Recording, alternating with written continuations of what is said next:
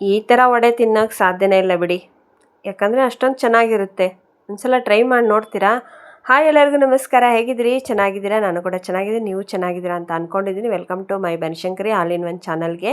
Friends, ಇವತ್ತು ನಾನು ನಿಮಗೆ ಸಂಜೆ ಟೈಮಿಗೆ ಗರಿ ಆದಂತಹ ಕಡಲೆಬೇಳೆ ವಡೆಯನ್ನು ಮಾಡಿ ತೋರಿಸ್ತಾ ಇದ್ದೀನಿ. ತುಂಬ ಸಖತ್ತಾಗಿ ಬರುತ್ತೆ. ಸಂಜೆನಾದರೂ ಮಾಡ್ಕೋಬೋದು, ಬೆಳಗ್ಗೆನಾದರೂ ಮಾಡ್ಕೋಬೋದು. ಬನ್ನಿ ಈಗ ಯಾವ ಥರ ಮಾಡೋದು ಅಂತ ಹೇಳ್ಕೊಡ್ತೀನಿ. ನನ್ನ ಫ್ರೆಂಡ್ಸ್ ಸಾಯಂಕಾಲ ಮಾಡಿದ್ರಾಯ್ತು ಅಂತ ಬೆಳಗ್ಗೆನೇ ನೆನೆ ಇಟ್ಟಿದ್ದೆ ನೋಡಿ. ನಾನು ಕ್ಲೀನಾಗಿ ತೊಳೆದ್ಬಿಟ್ಟು ಕಡಲೆಬೇಳೆನ ನೆನೆ ಇಟ್ಟಿದ್ದೆ. ಅಮಾವಾಸ್ಯೆನೇ ಇತ್ತು, ಹಾಗಾಗಿ ಸಾಯಂಕಾಲ ಬೆಳಗ್ಗೆ ಉಪ್ಪಿಟ್ಟು ಮಾಡ್ಕೊಂಡಿದ್ವಿ. ಸಾಯಂಕಾಲ ತಿಂದ್ರಾಯ್ತು ಅಂತ ಕಡಲೆಬೇಳೆನ ನೆನೆ ಹಾಕಿದ್ದೆ ನಾನು. ಬೆಳಗ್ಗೆನೇ ನೆನೆ ಹಾಕಬೇಕು. ನೀವು 8 ಗಂಟೆಗೆ ನೆನೆ ಹಾಕಿದರೆ ಸಾಕು ಬೆಳಗ್ಗೆ. ಇದನ್ನು ನೀವು ಆರಾಮಾಗಿ ಸಾಯಂಕಾಲ ಚಹಾ ಜೊತೆಗೆ ಮಕ್ಕಳಿಗೆ ಮಾಡಿಕೊಡ್ಬೋದು. ಇಲ್ಲ ನೀವು ಬೆಳಗ್ಗೆ ಮಾಡ್ಕೊತೀನಿ ಅನ್ನೋದಾದರೆ ರಾತ್ರಿ ಊಟ ಮಾಡಿ ಮಲಗುವಾಗ, ಅಂದರೆ 8 ತಪ್ಪಿದರೆ 9, 10, 8, 9, 10 3 ಟೈಮಲ್ಲಿ ನಿಮಗೆ ಯಾವ್ದು ಲೈಕ್ ಆಗುತ್ತೋ ಅವಾಗ ನೆನೆ ಇಟ್ಬಿಡಿ. ಈಗ ನೋಡಿ, ನಾನು ಕಡಲೆಬೇಳೆನ ಏನು ಮಾಡ್ತೀನಪ್ಪ ಅಂತ ತೋರಿಸ್ತಾ ಹೋಗ್ತೀನಿ. ಬನ್ನಿ ನೋಡ್ಕೊಂಬರೋಣ. ಮೊದಲಿಗೆ ನಾವು ಇದಕ್ಕೆ ಮಸಾಲ ರೆಡಿ ಮಾಡ್ಕೊತಿದ್ದೀನಿ. ಏನೇನು ರೆಡಿ ಮಾಡ್ಕೊಂಡಿದ್ದೀನಿ ಗೊತ್ತಾ? ಮೆಣಸಿನ್ಕಾಯಿ, ಬೆಳ್ಳುಳ್ಳಿ, ಕರಿಬೇವು, ಕೊತ್ತಂಬರಿ ಮತ್ತು ಈರುಳ್ಳಿ, 1 ಈರುಳ್ಳಿ, ಜೀರಿಗೆ, ಇಷ್ಟು ತೊಗೊಂಡಿದ್ದೀನಿ ನೋಡಿ. ಇನ್ನೊಂದ್ಸಲ ಹೇಳ್ತೀನಿ. ಮೆಣಸಿನ್ಕಾಯಿ, ಕರಿಬೇವು, ಕೊತ್ತಂಬರಿ, ಜೀರಿಗೆ ಮತ್ತು ಬೆಳ್ಳುಳ್ಳಿ, 1 ಈರುಳ್ಳಿ ತೊಗೊಂಡಿದ್ದೀನಿ. ಇಷ್ಟು ಸಾಮಾನನ್ನು ನಾವು ಮಿಕ್ಸಿ ಮಾಡ್ಕೋಬೇಕು. ಇದನ್ನು ಭಾಳ ನೀವು ಸಣ್ಣ ಮಾಡ್ಕೊಳಕ್ಕೆ ಹೋಗ್ಬೇಡ್ರಿ.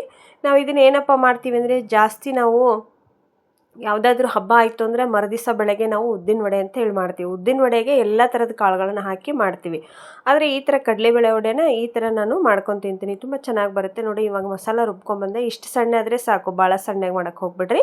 ಮತ್ತು ಇವಾಗ ಕಡಲೆಬೇಳೆನೂ ನೆನೆ ಇಟ್ಟಿದ್ದಲ್ಲ, ಕಡಲೆಬೇಳೆನೂ ನಾನು ಮಿಕ್ಸಿ ಮಾಡ್ಕೊಂಬರ್ತೀನಿ.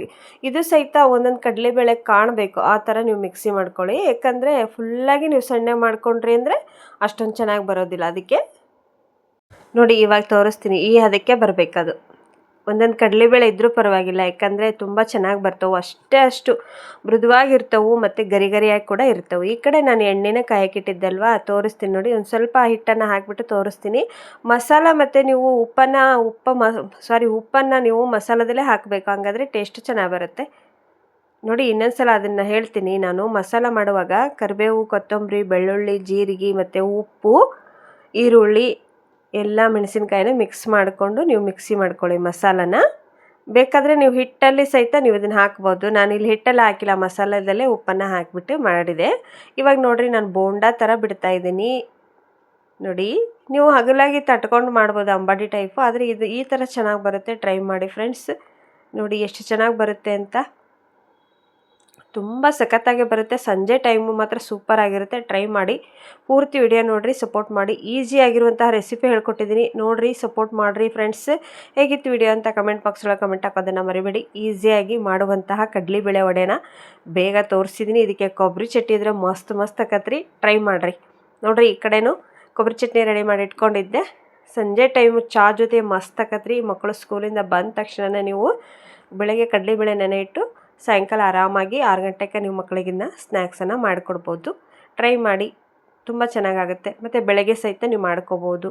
ಬೆಳಗ್ಗೆನೂ ನೀವು ಮಕ್ಕಳಿಗೆ ಬಾಕ್ಸಿಗೆ ಹಾಕ್ತೀನಿ ಅಂದರೆ ಬಾಕ್ಸಿಗೆ ಕಟ್ಟಿ ಕೊಡುವಂತಹ ರೆಸಿಪಿನ ಹೇಳ್ಕೊಟ್ಟಿದ್ದೀನಿ ನೋಡಿರಿ ಎಷ್ಟು ಚೆನ್ನಾಗಿ ಬಂದಿದೆ ಅಂತ.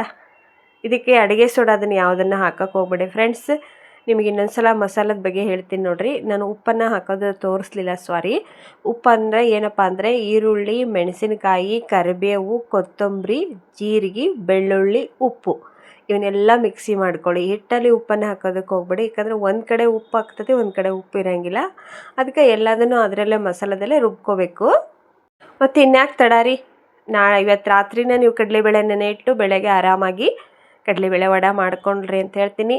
ಮತ್ತು ಬೇಗ ನಾನು ಇನ್ನೊಂದು ವಿಡಿಯೋದಲ್ಲಿ ಬೇಗ ಸಿಗ್ತೀನಿ. ನೀವು ಅಲ್ಲಿವರೆಗೂ ನನಗೆ ಸಪೋರ್ಟ್ ಮಾಡೋದನ್ನು ಮರಿಬೇಡ್ರಿ. ಬನಶಂಕರಿ ಆಲ್ ಇನ್ ಒನ್ ಚಾನಲ್ಗೆ ಯಾರೆಲ್ಲ ಹಾಗೆ ನೋಡ್ತಾ ಇದ್ದೀರಾ, ಸಬ್ಸ್ಕ್ರೈಬ್ ಮಾಡಿಕೊಂಡು ಮತ್ತು ನಿಮ್ಮ ಫ್ರೆಂಡ್ಸ್ಗೆಲ್ಲ ವಿಡಿಯೋ ಶೇರ್ ಮಾಡಿ. ಮತ್ತೆ ಸಿಗ್ತೀನಿ.